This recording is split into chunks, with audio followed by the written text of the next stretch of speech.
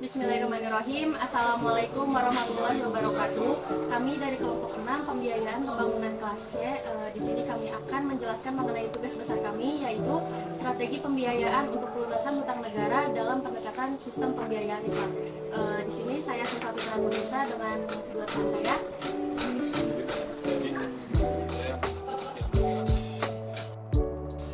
Di sini saya akan menjelaskan mengenai pendahuluan.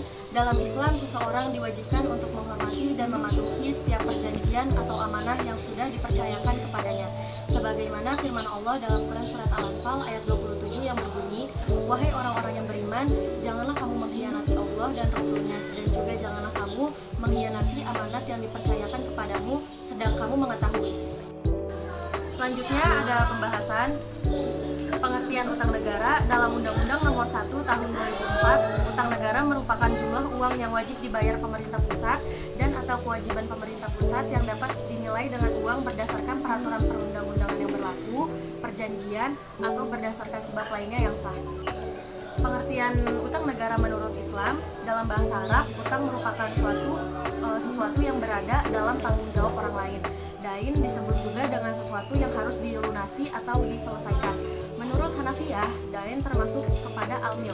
Utang dapat dikategorikan pada al-mal al-hukmi, yaitu sesuatu yang dimiliki oleh pemberi utang, sementara harta itu berada pada orang yang berutang. Sehingga utang negara adalah milik rakyat dan dipergunakan untuk keperluan rakyat. Selain itu, utang secara bahasa dapat bermakna memberikan pinjaman. Konsep dasar hutang dalam hukum Islam. Menurut Muhammad Akram Khan, konsep hutang yang sesuai dengan syariat Islam yang satu konsep ekonomi Islam dalam bentuk yang lebih tepat adalah al-qadarul hasan. Hutang piutang dalam bentuk ini dengan dukungan gadai dapat digunakan dalam keperluan sosial serta komersial.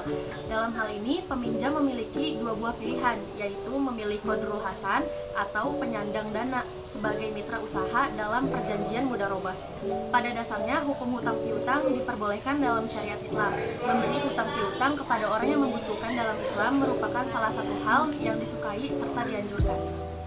Selanjutnya mengenai landasan peraturan perundangan, yaitu pada Undang-Undang Nomor 24 LN 2002 Nomor 110 TLN Nomor 4236 LL Setkap 18 HLN tentang Undang-Undang tentang Surat Utang Negara menjelaskan bahwa mobilisasi dana melalui pasar keuangan merupakan upaya peningkatan partisipasi masyarakat secara optimal dalam program pembiayaan pembangunan nasional melalui mekanisme pengelolaan anggaran pendapatan dan belanja negara. Di antaranya yang melandaskan dasar hukum undang-undang ini adalah pasal 5 ayat 1, pasal 20 ayat 1 dan ayat 2, pasal 20A, pasal 23, pasal 23A, pasal 23B, pasal 23C dan pasal 23D Undang-Undang Dasar 1945. Prinsip dalam pembiayaan pada tahun 2021, Menteri Keuangan telah menetapkan beberapa prinsip, yaitu prinsip kehati-hatian, kemanfaatan untuk kegiatan produktif, efisiensi dalam cost of fund, dan pertimbangan keseimbangan makro.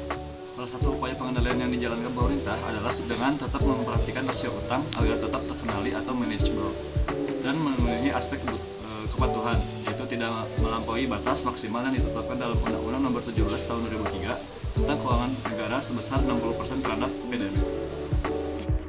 Atau bentuk pembiayaan, di mana struktur pembiayaan bertujuan untuk mengatur pembiayaan sedemikian rupa sehingga tujuan dari keuangan dan jenis pembiayaan menjadi sesuai dan mengekalkan atau meminimalkan risiko dari pembiayaan.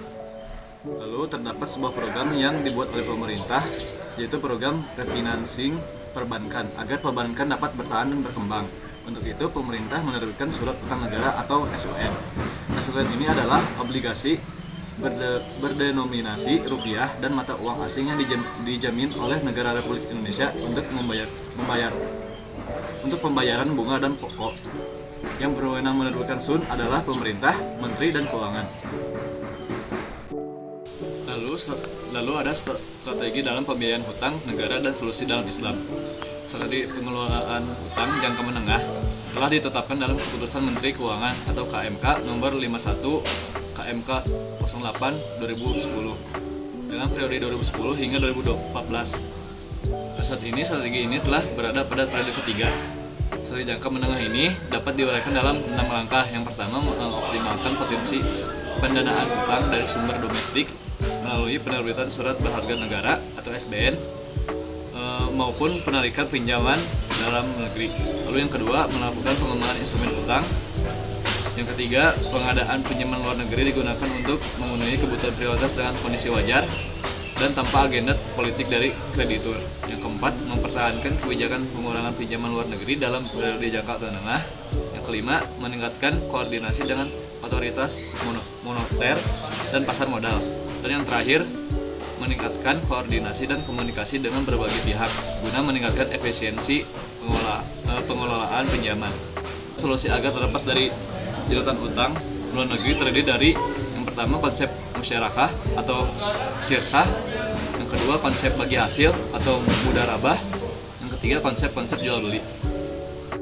Pun permasalahan dalam pengelolaan utang yang pertama, pada saat krisis ekonomi maka pemerintah perlu mewaspadai terhadap utang luar negeri yang semakin meningkat. Nah, permasalahan yang terjadi yaitu tidak terpenuhinya kebutuhan dasar masyarakat seperti pendidikan, kesehatan, dan nutrisi, namun utang negara semakin tinggi. Pentingnya pengelolaan utang karena utang luar negeri yang terus membesar tanpa diikuti dengan pengelolaan yang berhati-hati atau prudential borrowing dapat menjadi ancaman yang serius bagi pembangunan ekonomi. Selanjutnya, contoh kasus di Indonesia yaitu pada saat pandemi COVID-19 yang selesai memberikan tekanan berat pada perekonomian Indonesia seperti halnya negara berkembang lainnya. Indonesia masih mengandalkan utang luar negeri atau ULN untuk membiayai pembangunan. Keterbatasan tabungan domestik untuk membiayai pembangunan menjadi alasan penggunaan ULN tersebut. Dalam konteks ini, pemerintah bertindak cepat melalui kebijakan countercyclical dan APBN menjadi alat yang paling efektif untuk meredam memburuknya situasi perekonomian nasional. Indonesia harus menghadapi defisit yang melebar karena pemerintah terus meningkatkan pengeluaran untuk mengatasi resesi yang semakin dalam di negara ini. Dalam Undang-Undang Nomor 17 Tahun 2003 tentang Keuangan Negara menetapkan batasan defisit anggaran. Defisit anggaran ditetapkan maksimal 3% dan utang maksimal 60% dari produk domestik bruto atau PDB.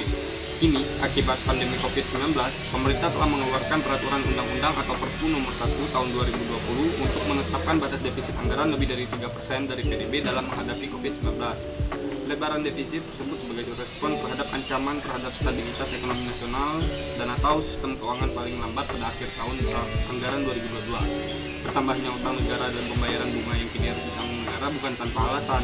Pandemi COVID-19 memaksa pemerintah bersusah payah mencari pendanaan. Namun, pemerintah kini perlu mencari sumber pembiayaan selain utang untuk memenuhi kebutuhan belanja negara. Selanjutnya, kesimpulan dan saran. Utang yang ditarik haruslah memiliki kemanfaatan yang lebih tinggi dari kos yang dikeluarkan. Lalu, dengan dibantunya oleh masyarakat agar lebih proaktif dan peduli terhadap perbankan syariah dengan melakukan aktivitas penanaman dananya atau menabung dan juga menggunakan produk terhadap perbankan syariah karena sudah jelas halalannya dan mempunyai nilai lebih untuk pengembangan dan pemberdayaan umat dibandingkan dengan perbankan konvensional. Mungkin sekian pemaparan dari kelompok kami, kurang lebihnya mohon maaf. Wassalamualaikum warahmatullahi wabarakatuh.